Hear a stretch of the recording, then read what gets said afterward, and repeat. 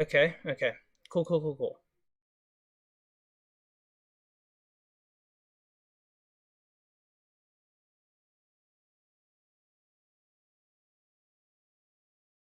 Wait, no, no, no, we don't want that source.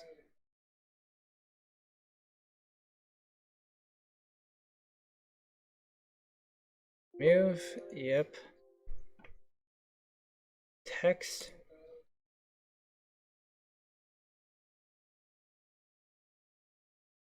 We're gonna,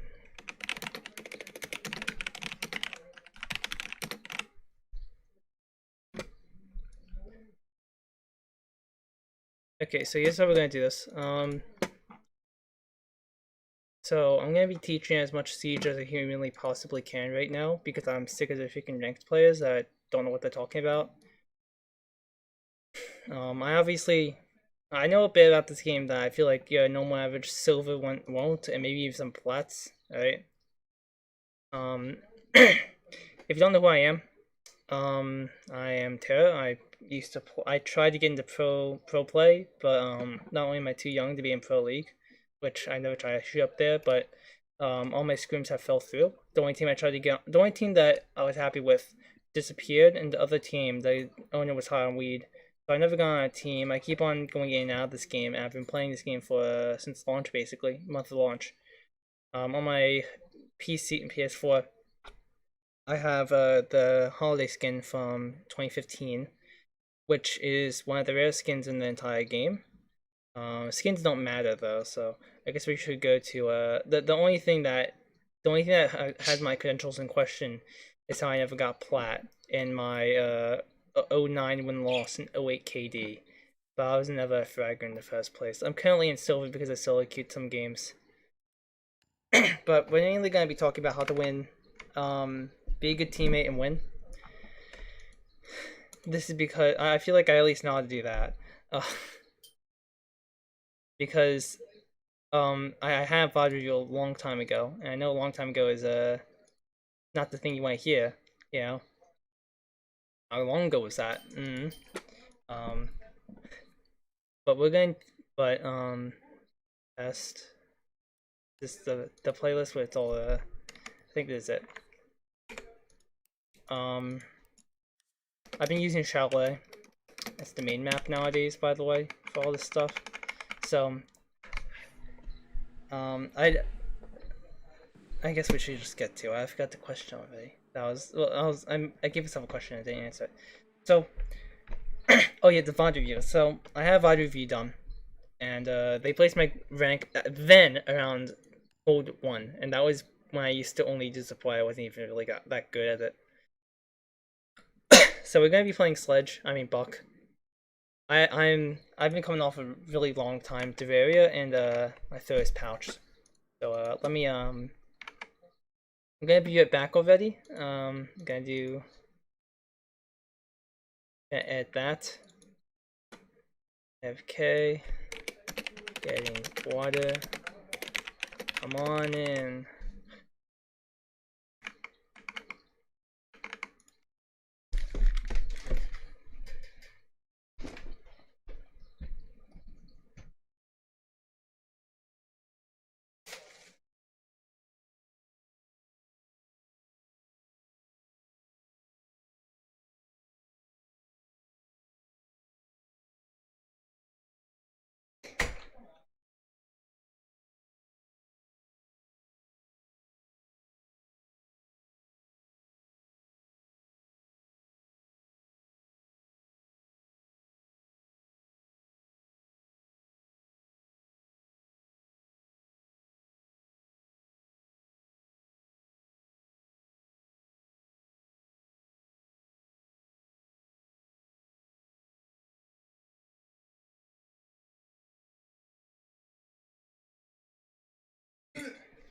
Got sick.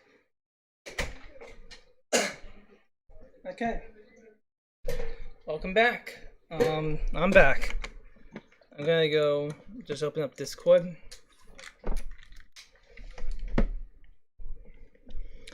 So I think first things first, I should explain ranked a little bit.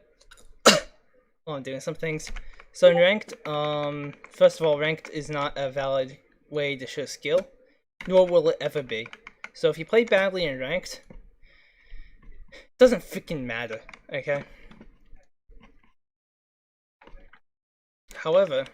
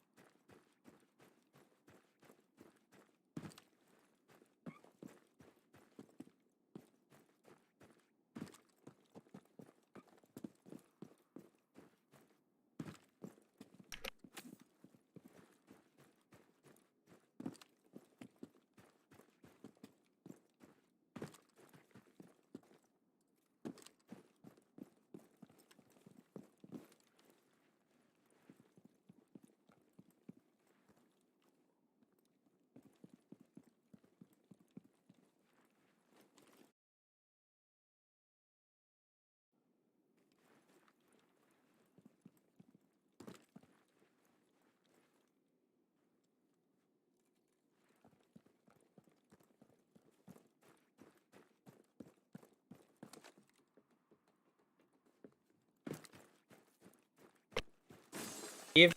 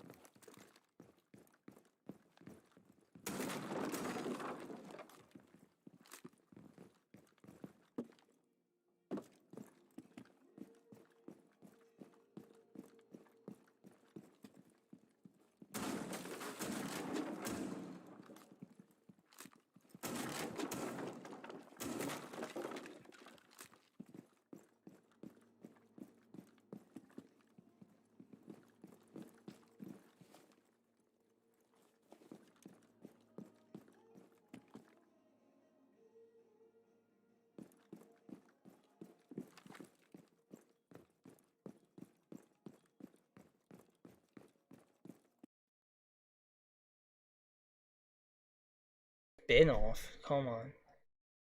Okay, I'm just turning off push to talk because I've been talking for a couple minutes now. Alright, man. Well, it's better to try and fail than to never try at all. I'm just spitting straight facts. God doesn't want you to know about that.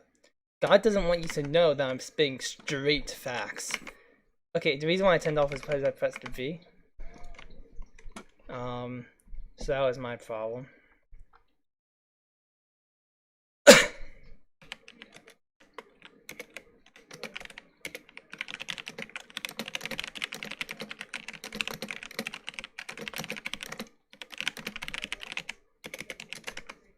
So I'm gonna make this introduction now. If you're new to the game, whatever, welcome to Rainbow Six. Hooray, you made it here. This is gonna be more than just a general getting into it guide. It's gonna be basically just, I want you to be useful and ranked. Okay? I feel like the best way to do this is to go back to the pick phase, talk about operators you want to be playing for each role. what roles you want to play competitively, right? And what roles will sustain you into the competitive era of Rainbow Six. Yeah. There are certain characters that if you invest your stock and your time into them, they will return your stock and then kiss you on the... Oh, come on. Kiss you on the cheek. Something happened there off stream. So, if you want to have really good comfort operators that you know will always be relevant, Buck, Thermite, Sledge, Maverick, Hibana, Ace. These operators are always going to, at least one of them will always be mad relevant. Maverick right now is the most overpowered character in the entire game. Good gun, good secondary, frag grenades to clear out bulletproof utility. And then, his utility is the breaching torch. The breaching torch can open up a reinforced wall or two if you're good at this. Look up the Maverick trick. You can do it on hatches, you can do it on walls, and it's one of the most consistent tricks in the entire game, used by pros and casuals alike. If you also want to play some other comfort operators that will always be relevant, Thatcher's been getting nerfed, but you might be able to make him work. Nomad will never get nerfed, and if she does, then you can argue with me about why. She does deserve a nerf. Her utility is really powerful. However, it doesn't do anything for the team except for make sure that you know that, you know, like, you know you're okay, right? Recruit's not ranked, by the way, if you don't know. Characters you should not play under any circumstance are Nook, Amaru. Let me think. Nook and Amaru is definitely two of them. The reason why Nook, Amaru, Finka, can play Fuse sometimes. Nook, Amaru, and Finka. The reason why is because Nook doesn't benefit the team in any little bit. She's only good for really high level gameplay on some sites if you know the team's really information oriented. She has frags and that's always good. Amaru is a selfish operator that only has one thing, and that's rushing a site. She will often try to fly into site and get instantly killed, but she will sometimes get 2 kills and maybe make the match worth it for them. Finka's Surge boosts the health of their teammates, but makes the recoil basically set to 0, making it a little bit harder for some players to use recoil, especially at higher levels. When you pop Finka's boost, instead of recoil getting better, it gets worse, basically. Because now you're looking at the ground instead of looking at your enemy. Controversial picks that you can pick sometimes are Blackbeard. Blackbeard has the rifle shield, which is a face shield that blocks 1 bullet. Why should you play Blackbeard? If the enemy team is good at aiming for the head, you might be able to pull out Blackbeard if you understand his weapons. You have to train on Blackbeard though. The other reason is if you want to do heavy window play, because he's really good on windows, especially upside down rappelling, and lots of movement. So if you're good at that, play Blackbeard. Fuse. I have no reason to pick Fuse anytime ever. Only play the operators I'm talking about, like controversial and unpickable, like the bad ones. Only if you're playing at 5-stack, in casual, in unranked, and playing them as a joke, or if your team asked for these operators. Because Fuse is only good if they're playing a live utility on site and none above it, because you can clear it all out. Blitz is really weird. If you specialize as Blitz, I honor you. I actually think that people that play Blitz and Blitz mains should get a little bit of respect there. However, if you don't know what you're doing with Blitz, don't play Blitz, because Blitz is a trick coin. You either get tails, or the coin will flip on its side, with how consistent the shield feels. People will shoot your arms, people will shoot your legs, and just because you can run with the shield up doesn't make up any better of an operator than any other op, right? He is a very hard operator to play. I recommend, if you want to grind him out, he is good at getting aggressive, but he's bad alone. You want to play him with your team. He's a team player. He's the one that confuses the enemy players. However, if you want to be a team player in the same way, play Montagne. What you do with Montagne is you walk into a room with the enemy in it, unextend his shield, and re-extend it. And then your teammate can peek after that, by the way. Because what will happen is that they'll aim at you, thinking they're going to start shooting at them. And then if they ignore you, you unextend your shield and start shooting at them. Like, shooting at them hip fire. And if they continue to ignore you, just start aiming down sights. Just be very careful as Montagne, and you have to be very fast. So I would recommend being kind of adept at the game before you play him. He is front line. You should be first in the room. And he should be the first, and the first thing you should do, under every circumstance, is to try and make himself the target as much as he can. If the enemies are shooting you, they're not shooting the other players. And if you have a giant shield in your face, they're not shooting anybody. They're shooting a shield. The other controversial pick is Glaz. He has almost no utility in the game. His flip scopes can see through smokes, which is good on some sites and some long hallways. But you have to be very skilled to know how to play him, and he's best paired with Ying. Ying is not a bad operator, by the way. If you think Ying's a bad operator right now, you don't have a team, or you don't understand how she is potentially overpowered. I feel like I'm one of those freaking evil geniuses players saying that Techies is overpowered. Nobody's listening to me, and I'm just gonna play Techies. Like, that's how I feel with Ying. But Glaz is a tricky suit. Again, if you can make his frag grenades go on 6 work, you can replace Ayana. But you want Ayana anyway. Ayana is just a better version of Glaz's secondary utility. So, again, where does Glaz fall into?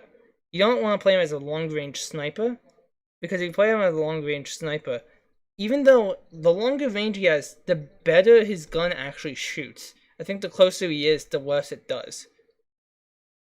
So you actually want to be farther away, optimally. However,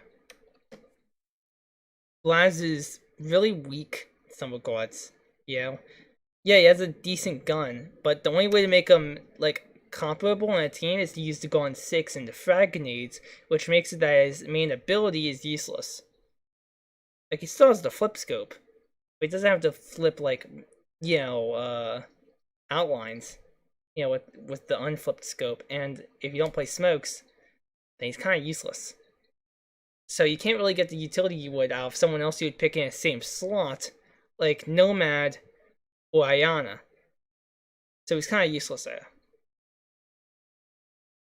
So let me think. Is there any other operators that are completely useless? And I can't think of another one. The only other one I would complain about is Gridlock, which is not that useful. But you can play Gridlock whenever. She has good everything. She's just very heavy and very slow. But that's fine. Armor and speed don't mean anything to anybody.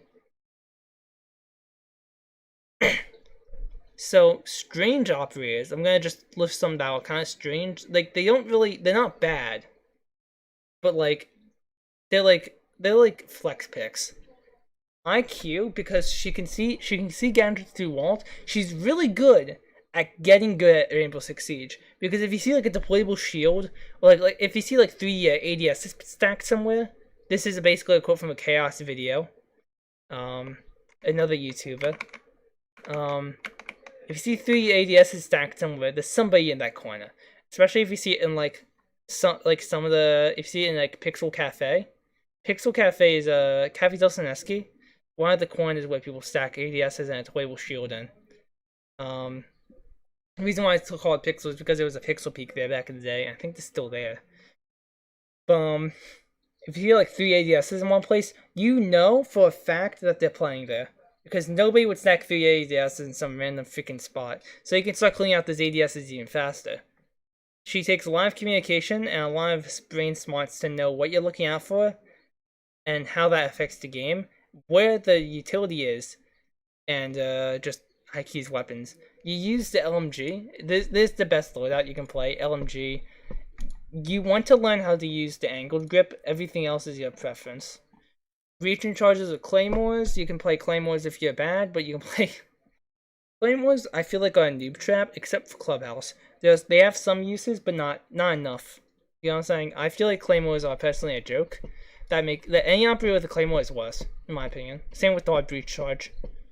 I'm just gonna say this out of the way. I have a bias against Claymores. The Hard Breach Charge is a fact. Hard Breach Charge is bad.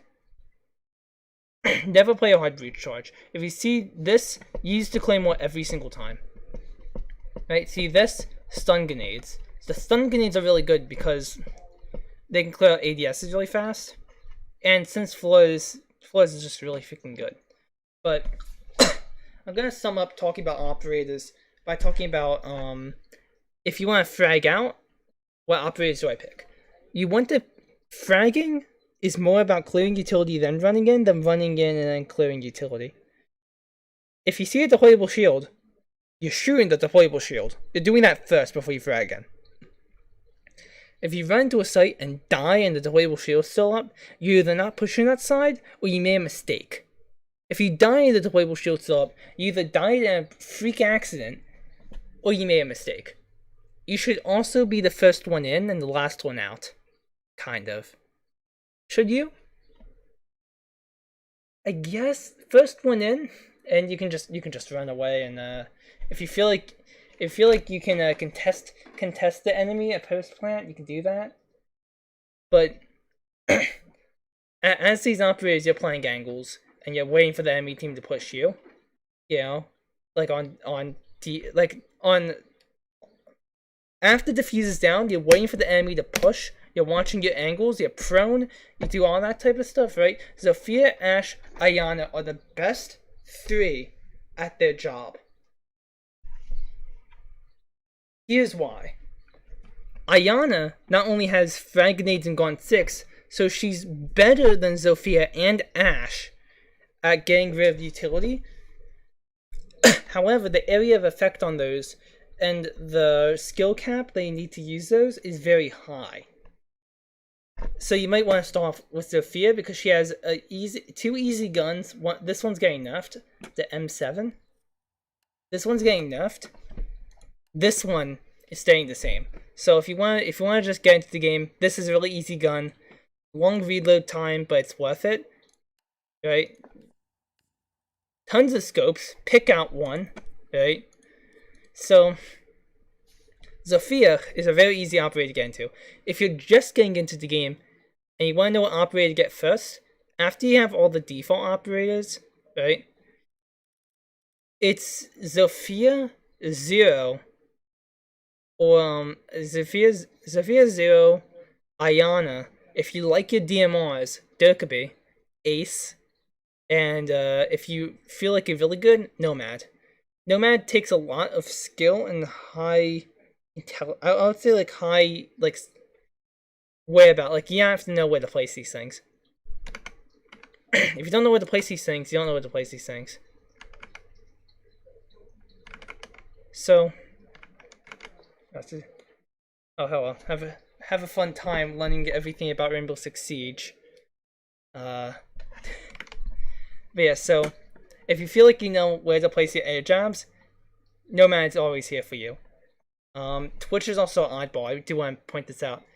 Twitch has a weird place in the game where she's not really that useful, but when she is useful, she's the only operator for the job you want.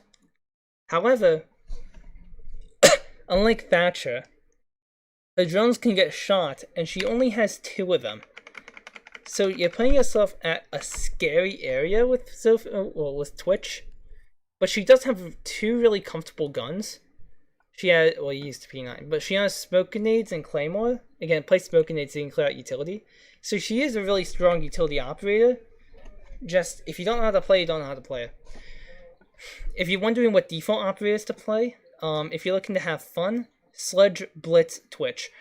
If you're looking to play competitively, Sledge, Ashe, Thermite, Montane, and IQ. Thatcher's always banned, and that's why I don't recommend them. Lion's also really powerful. If you want to put your stock into Lion, put your stock into Lion. 2 really easy guns that have the angled grip, so you can, vertical grip, I mean. Yeah, these 2. And if you want to have the funny, you have the best shotgun in the game. So yeah. He also has stuns and claymores. He's the stuns. And the LFP or the Gone. I recommend the Gone, so it gives him more utility. But now we're gonna learn how to actually play the game. I'm going in as Buck since he's a decent character. If you want to learn more about rules, probably put these in the description afterwards.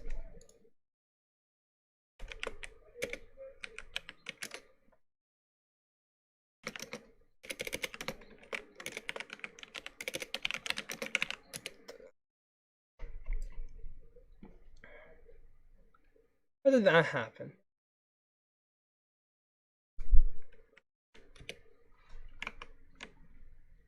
What the heck? For some reason, Google won't load today.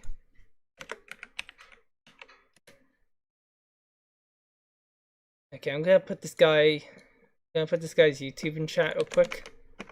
Chaos. Oh wait, I have to go into my own because it doesn't log me in on the thing.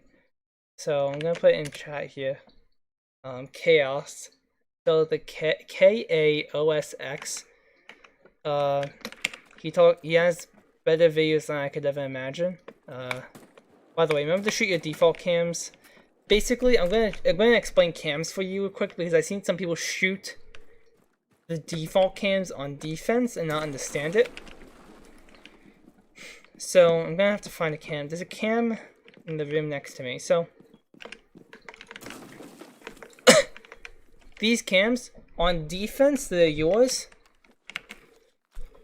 These cams on attack are yours. So if you're defending the site, don't shoot that. If you're attacking this site, don't shoot that. Unless if you ping it and it's red above it, like it's Mozied, right? Or if Dokkaebi hacks your cams, shoot cams that you feel like are worth keeping up. Or like worth, you know, not destroying. So like for example, let's say you're defending this site, you might have a 50-50 on shooting this cam. Because what you're gaining is that they don't know what's happening to this wall on the stairs or behind here. We'll have to rotate. But what you're losing is what's going on outside the hole and on these stairs. So if Dokkaebi hacks your cams, you'll see Dokkaebi's gremlin in the middle of the screen. And that will... I'm going to also take this off. And that will mean... yeah, if Dokkaebi's gremlin's in the middle of your canvas screen, right, on defense, that means the cams are hacked. And most of the time, you want to shoot your own cams at that point. You get no points or lose no points for doing it after your cams get hacked, but... So, I'm actually going to explain how you attack this site, because this is the easiest side on the map to attack. This is actually the worst side on the entire map. So... you open these walls, or you can go over here and open these walls, or wine walls over here. This is the best wall to open, because, like, you don't have to look at only at what am I gaining, which is these two angles, right? It's what if the enemy's losing, right? If the enemies play back here, they get the angled watch on them, so they have to play back here now. They can crawl through rotate, but they can get swung. They can't even go through this. So now they have to already be in here and over here. Or go through that rotate and pray they don't get swung to even do anything. Then, once you have that wall open, you can just play this. And you can play back here. And you just have somebody run in and plant back here. What this does is, well, now the fuse is planted. All I have to do is just watch your freaking angles. Have someone push up here. Have somebody push back here. Have somebody watch this angle. Have the dead player or anybody else just watch it freaking back. Alright? Just have anybody watch your back on a drone. Flank watch is super duper important in this game because getting flanked and ranked is very common. Also, nobody reinforces this hatch in lower tier gameplay, so always open this hatch if you can. I don't care if you're not even planning on pushing that hatch. If you have to choose between one of these walls, open this side. Because what it does is that it allows you to get that walk in easier, right? If you get this side, they can still play back here. And they even have a better chance at being able to play back here. Yeah, because you're jumping into this. But what I've been doing in my ranked games is doing the classic this push. Because I'm not GLing and I can't explain how to play the game that much. Oh, welcome to chat. So how do you do it? So the wall gets open. Now how do you open the wall? Well, you can take map control, open above it over here, and lob a nade or do anything to the wall from here. You can Ash charge and nade the wall and get the side open over here. You can cali the wall. That's always an option. You can Maverick the wall, which is the best option because Mavericks are always good to have, right? So the wall gets open. That's end of story. Have a great day. So the wall's open now. Let's just say. Now, let's say you're IGI. I'll be needing this for ranked. Definitely be playing. Well, don't worry. I'm telling you how to push this site right now. If you have a 3-stack, so if you have two random people that stay outside the wall, that's great. You want anybody to come with you to do this now. So you want to push library now. And the reason why is because if you push library, right, they can't be. You want to clear out all the roamers here, and you want to cut off this side. You want to cut off north. So if you have Nomad, you want to Nomad on this, right? You can Nomad up here, over here, you can Nomad down here, you can even Nomad down the hole over here and pray they don't notice. Put a Nomad trap even up there because it would actually hit them no matter what. Then you go down, and you can put your Nomad in this, which is probably the best thing to do, but they might be able to see the yellow. You might be able to put it on this. You might be able to put it like behind this, and then they have to like shoot between this thing. You can put it all the way up here, or you can put it like up here. But what we want to do is that you want to make it that they can't see it before they shoot it. Because if they don't see it before they shoot it, then they're going to be hit by it. You know. So they can't shoot it. So after you take library, you have lots of choices from here. You can go down library stairs, you can open this hatch, right? Start doing vertical. You should have somebody drop down here and start droning out all over here. And make sure they drop this corner. People love hiding in this corner. I've had 2 people hide in that corner in 2 different ranked matches. I'm not even freaking kidding. Twice. And how do you do that? Remember to shoot your radios, by the way. So you draw it all over here, draw out lobby, make sure nobody's in there, air drop down. So here's how you finish the match. Okay, you ready for this? There's 2 pushes you can do from here. Well, 3 actually. If you're really good at the game and you feel like if you're really comfortable and you feel like you can win the gunfights. Push down fireplace stairs. Now this is a weird one because you're gonna be doing a full push from this side of the map. And what this does is that it allows the team to get blue control and everything, and it doesn't really allow you to plant that easily. You get this plant spot available for you, right? Or if they reinforce this wall, it gives you this plant spot if you can flash this room out. So how it'll work is that you throw a flashbang there, flashbang there, flashbang there, right? As someone else runs in, probably. Or you can just throw flashbangs right over there if you're playing at a 5-stack. As your teammate runs in and keeps on running and then plants once they know they're in the corner. So, God's sake. God's sake, man. I talk about this game too much. What else you can do, and this is the push I usually do, is have 2 people go down blue. Now, there's probably going to be a good old American deployable shield down the hallway. So what you want to do is that you want to throw all your flashbangs down here until all the ADSs are done. If there's no ADSs, just have your teammate throw the nade immediately. It should break the deployable shield, and if there's someone behind the deployable shield, they'll get downed.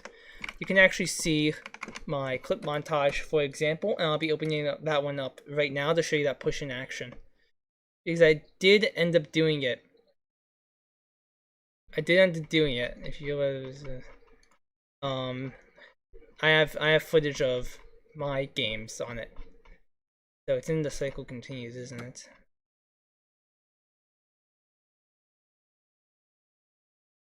Where's my... I need to find my chalet match when I do this crap. This could be it. Oh, and this is that's the funny clip. Love that one. Yeah, this is the match. I remember this now.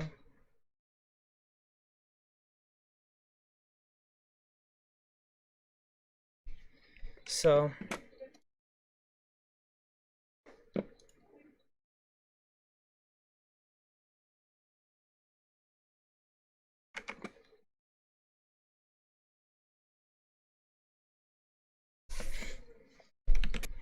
we can rush down blue. Yeah, let's go blue. Yeah, so all of us, or just my teammate gave me the idea to do this. Me makes a sledge. So You pressure them outside wall, they have a... we have that deployable shield to get rid of. That's all we know about at this time. main is clear. One's rotate. So we pushed down anyway, even though we know there's still one up here. Which was kind of a foolish decision of us. We should have killed that guy definitely before we did anything. Run down. One was rotate. One. So we start pushing down here. And Buck gets killed from the rotate. We later fixed that by doing some pre-fires. So I hit him once. He knows I'm here. Sledge is probably still upstairs trying to look for this dude, so that's probably why he didn't freaking destroy me. I push in and get the kill, and then I cut it off here because I die. So that's basically what I mean about that. So we have that's how it's gonna be working, right? You're gonna be you push down blue, not with the fuse by the way, and you try to take this side. And while this is going on, you try to make your way throughout that one and try to either plant back here because they're not gonna go through the rotate because there's one in blue, or you can plant back here. So if they go through the rotate and there's one in blue, you're playing against madmen. But if you do want to just get the plant off, you can have somebody watch this angle. If there's another one, have them push down. Just get the free kills, right? There's mostly stuff for a 5-stack. If you're playing solo queue, try to convince your team that big garage take is easier. And if they are convinced, play Thermite and get this wall open. Now, how do you get that wall open? Either, just shoot that open, right? Or what you can do, because they might play a Kite Claw up here, is that you can just ask for a Twitch. This is like the only time where a Twitch is necessary. Twitch is good in solo queue, I'm gonna be honest. So, you might be wondering why you don't get this wall open. It's because of the long angle from back there, right?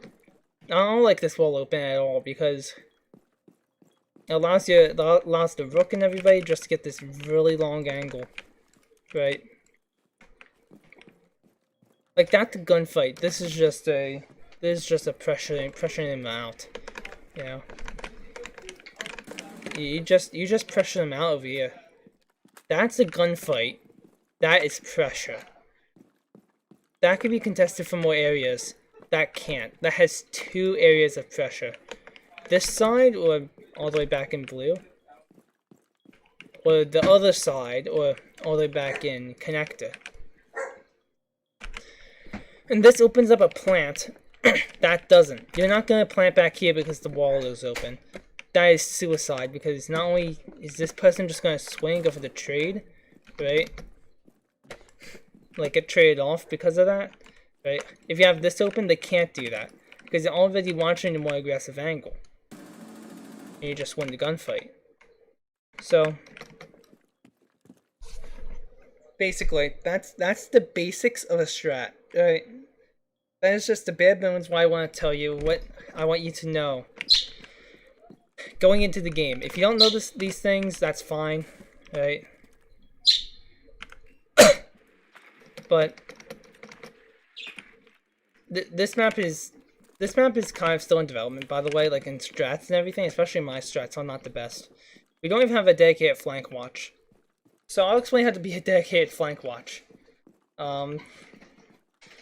Let's say, for example, that is a nice flank drone, by the way.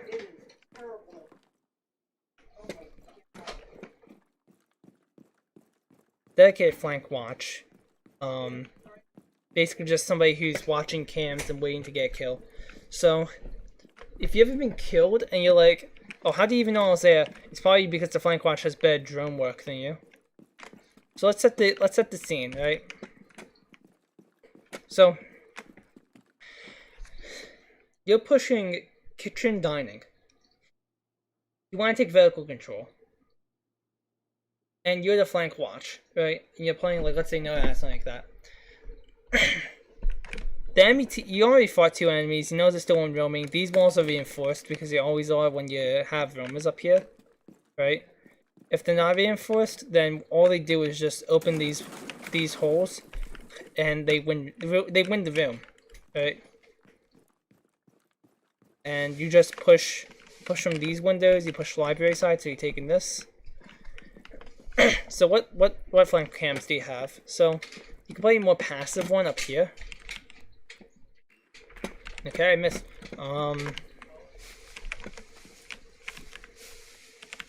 Yeah, you can play a more passive drone up here. Wait for them to go into the hallway. Right. The only bad part about this is that sometimes if the enemy's not being wary, this could be too late. So like you're watching over here, right? You're watching up to, let's go to maximum we can go to, over here. So by the time you see somebody running up here, they're going to be here by the time you go off the cam. And you're already going to have to swing them in taking this really bad gunfight because you don't know where they're going to be. Especially because of perspective. Alright, you're going to have a hard time reacting to that perspective of where they're actually going to be. So you have this flank cam. So, benefit of this, you want to keep it as in there as possible. Like that. Because, first of all, the enemy's going to expect it in here, if anything. Secondly, nobody's going to be looking back here and in that little hole. You have to be basically up the stairs to even almost see it. Now you're in danger. So they're going to be focusing on all the different angles they can get shot from if they're going up here, but they're going to be running into here immediately and going for like something over here, just like rotating it around. But like, if you placed it somewhere over here, it gets shot because they see it from down here. Unless if it's in that one, and even then, that one's going to be more noticeable than that one all the way back there. This one's practically invisible for any player that like is trying to look for it. So just pretend like this is completely invisible. So yeah, they're gonna push up here, and if they're running, you see them here. They run down here, right? And you're gonna have a better time figuring out where they are. Because the perspective is directly behind them. So if you see them like taking this and taking the long peek, you know that you should also take the long peek. See them running up, you can you pre-fire them, right? And since they're not even going to be farther than that, you're going to win the gunfight. So I'm gonna just try to get to the bare minimum where you can still see a dude. Right here on the stairs, maybe a little bit down. Right here. So, and then take the second get off cams. They're gonna be over here. And you can even watch it for even longer because they have to take a lot of time going down this hallway. Compared to the time that you're gonna be sitting there on cams and getting off the cams to peek them. Also, if you're playing a something like this, right? There's no name for this, just an example. This is not even protocol. Where you can play like this little hole. You can even do something like this has replaced bullet holes, but it's more balanced, so yeah. But like something like this.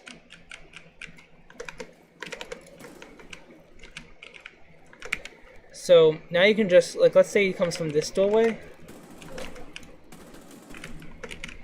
You got your pressure on that doorway. You will come from this doorway. You have your pressure, and you see all these doorways. Okay, you don't see them from the angle you'd like to see them, but you see them from a good angle. Now you might be wondering, oh, why don't I just place it like somewhere here and just get better angles? Why don't I just place it on like the ground, like in this corner or something like that? Yeah. Now I'm gonna drive this drone up to there. Well, I say why. So the reason why is because you want the enemy team not to see your drone as you ride it up to them. Yeah. I'm gonna be showing you a clip on why placing a drone on the ground in a corner is a really bad flank drone spot, and then try to give a better one. So placing it here, right? Now you want the enemy to not see it ever, because if they see it ever, you're screwed. So if you place it there, they see it, they shoot it, and then they just pre-fire the spots that you're gonna shoot from. So now let me go for the reason why it's funny. Where is it? Let me try to find this clip because this is a freaking hilarious clip.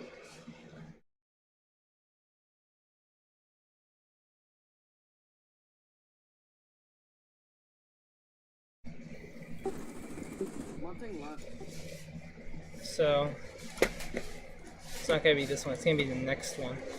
So for some godforsaken reason I found myself on the roam. So this person places the claymore in the worst possible spot in the world. So I just see it and I'm like, walk by it. So this is why you don't place a drone like that, because there's the drone. There's the drone right there in the right. So I see the drone, and I just do that because he made it that easy. He got the. I know he has the info now. Oh, they have a drone on you. And I kill the guy because it's that easy to punish a bad drone. You after a while you just know. So let's figure out how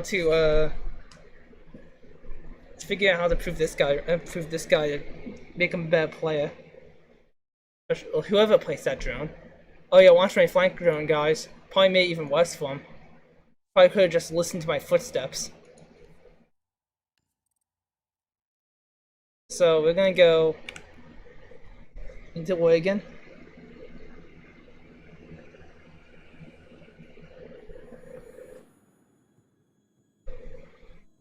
We're gonna be attacking this time.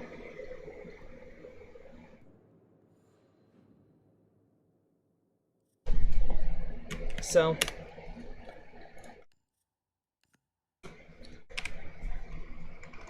just bullying this dude behind his back.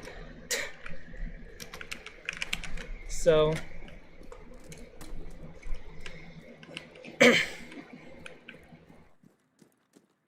yeah, where's the drone?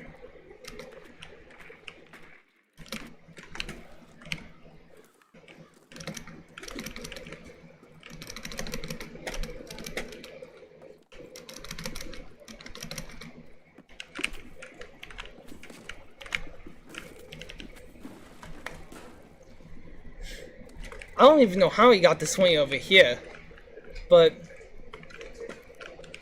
here's his drone right down here. No, let's go through this. Very predictable. It's right there. If somebody's on it, you see it clear as day, right? I miss it, and then go on my tangent and kill him. So how do you make a better drone spot? So you might be able to get it balanced on top of there. It might take a bit of tries, but yeah, there's a drone spot up here, and think about why you're gonna be looking at there. Why would you look up here? right? You're gonna be looking for this drone and then just move on your merry way.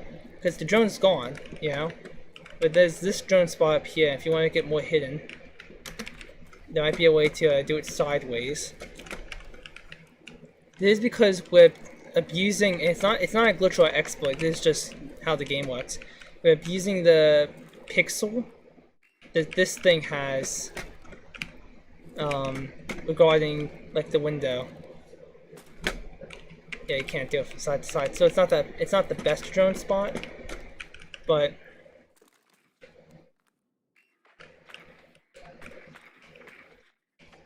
we can do this, and it helps us see the bottom of that, and it's even better drone because you see this, they look over here and they never find that drone. Nobody's gonna be looking back there. So you just have this glorious drone spot you have right here, right? Just from looking at the map and think about how drone mechanics work, right? This is a good old classic, and it's usually, you should be able to do this, but putting it in this corner over here, it used to be possible, but I think they patched it out, probably because it was so boring to play with. But let's ask the questions. Does it even need to be in that room? You can also put an armory over here and watch the top of the stairs from a different room. Now think about that, right? Oh, I'm focusing on this door because this is the danger spot.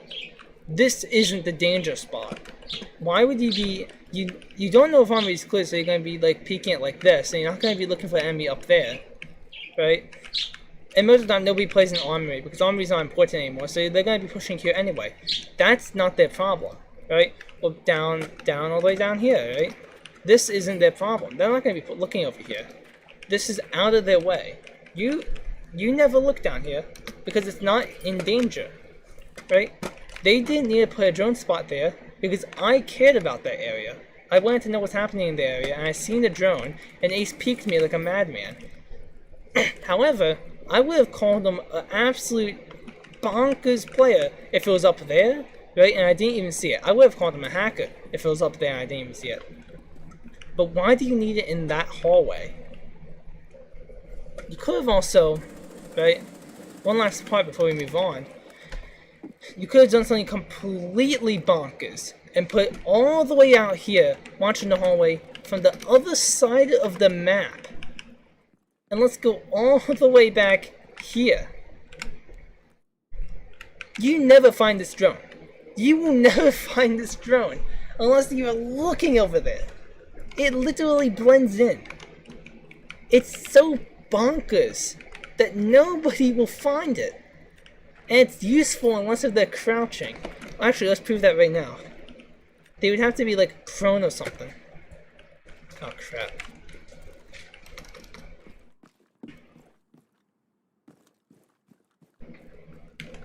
Yeah, let's prove it. Let's prove it. They would have to be prone for that not to work. That's the scientific question.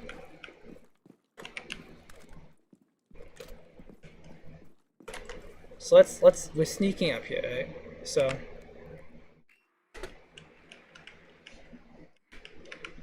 I might need to turn off names for this.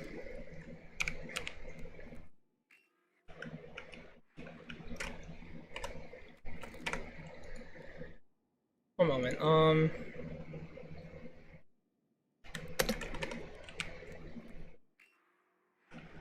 Barely. Darn it again.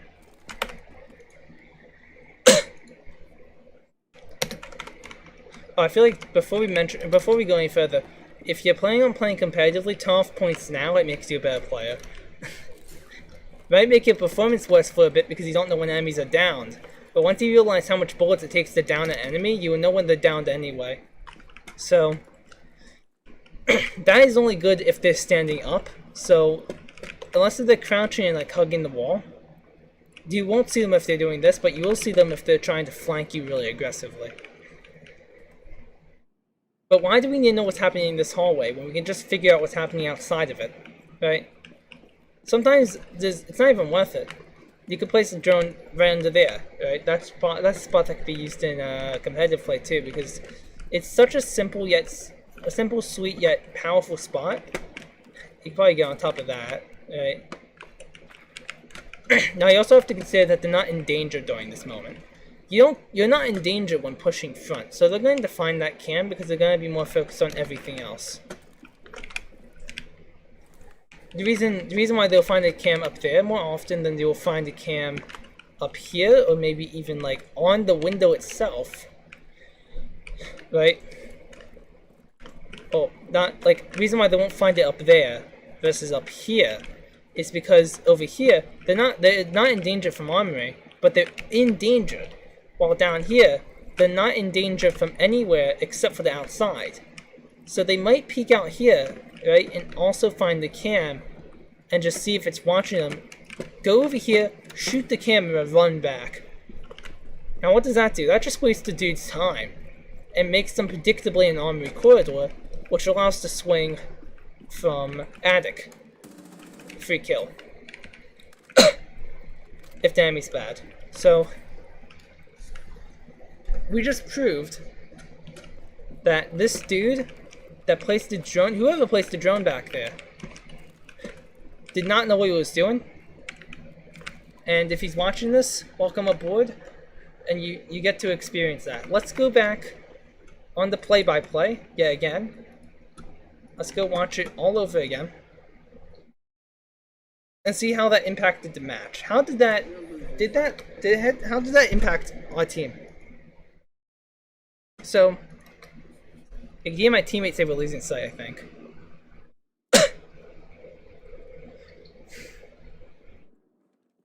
We're losing sight. Yeah.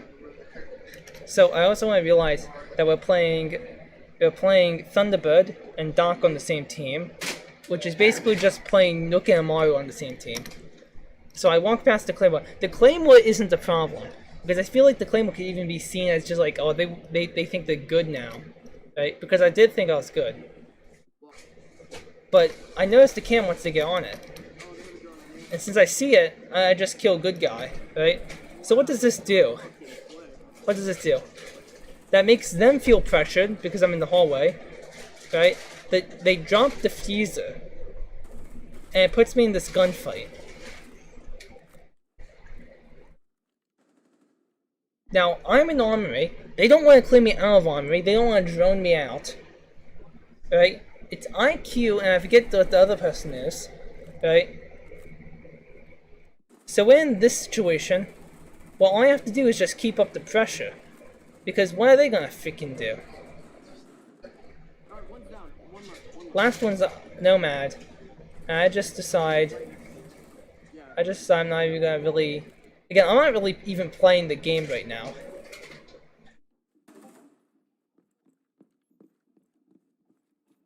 Everybody's getting killed. I'm looking for my healing. That's what I'm supposed to like pretzel sticks. But what that does is that it enables our entire team to play more aggressively, right? Because even though it's a ranked match and we shouldn't have gone that aggressive, it did allow my team to get the diffuser down and take back sight really quickly, which was going to be a lost cause. It got the diffuser down, and it might have even won us the game. Well, won us that match. We lost the game, but that was one of the matches. That was a really good play-by-play because that shows how important drone placement is, flank watch, and how important that is, right? How how bad flank watch can just be Roma intel, right? You don't want the enemy team to know that they know you're there.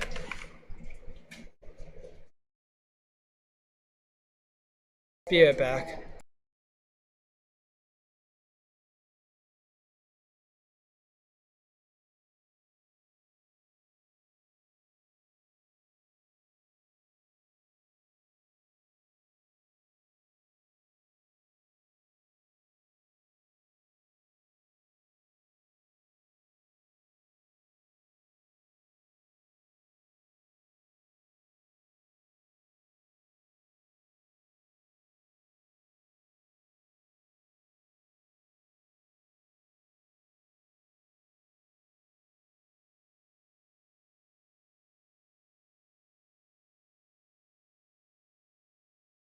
Okay, I'm back at it again. I'm coming back because I'm gonna teach more Rainbow Six now. So yeah, we're going over why bad flank watch is bad, right? Because I am enabled to just freaking murder people if you do bad flank watch. Yeah. This is what really separates players that are just bad at the games and players that like are at least that know what they're talking about and know what they're doing, right?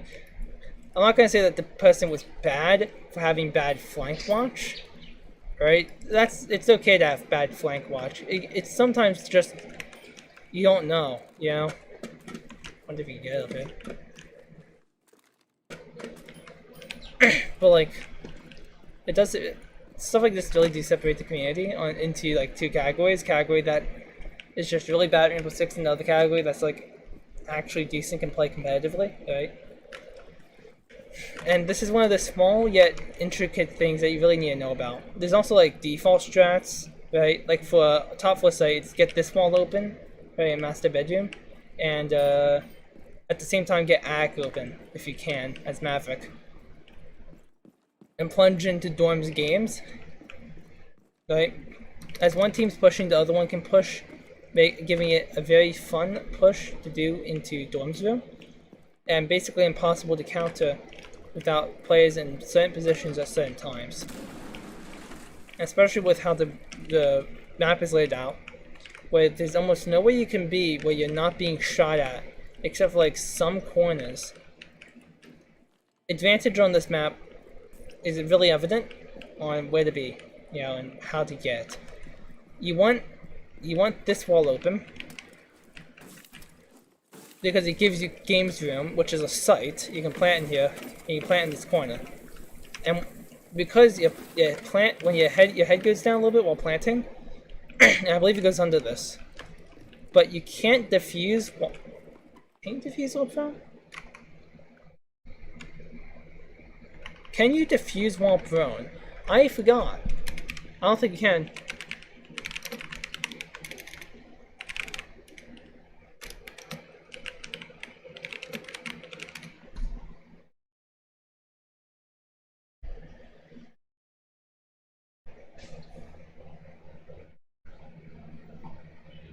Oh, it's a glitch.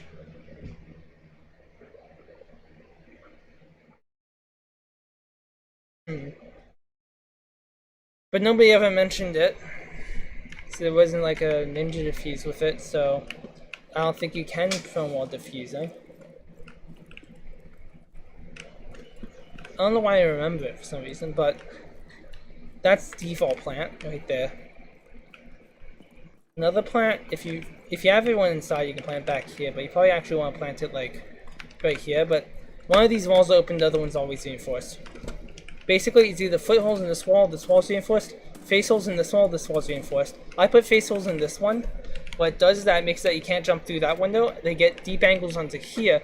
However, you can play deep in kids over here now. So if they try to do anything to kids, right, you're still good, you know. There's also open that wall, reinforce that one. The reason why is because you reinforce this one to be safe from the window on ACK door.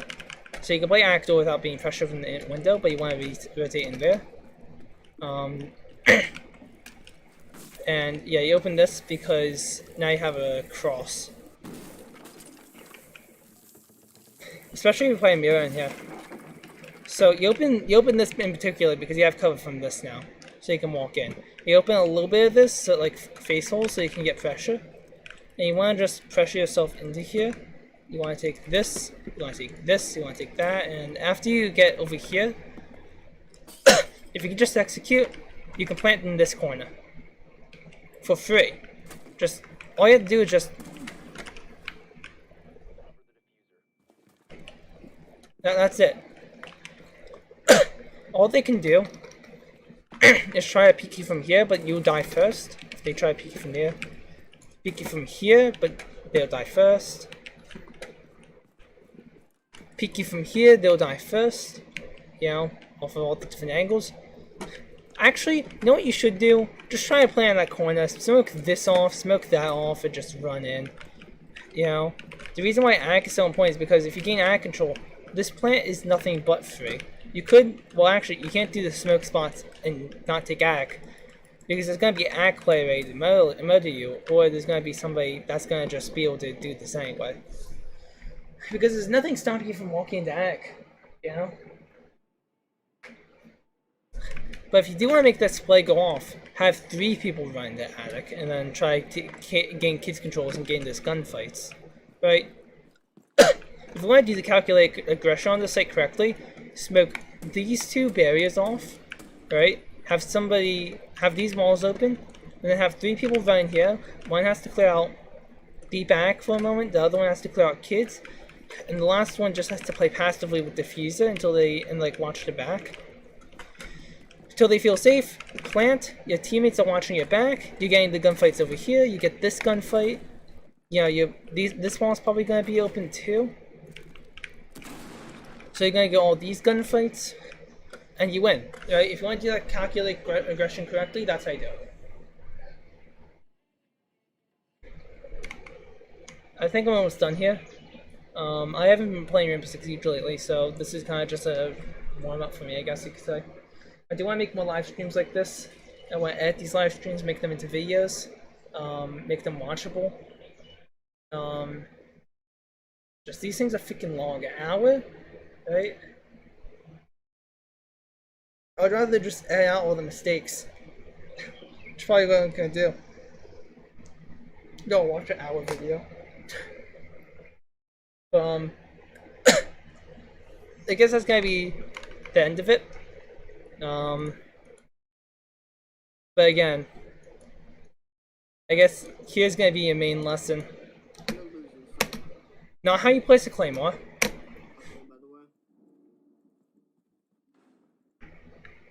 Not how you place a drone. Oh, they have a drone on you. And not how you play with diffuser.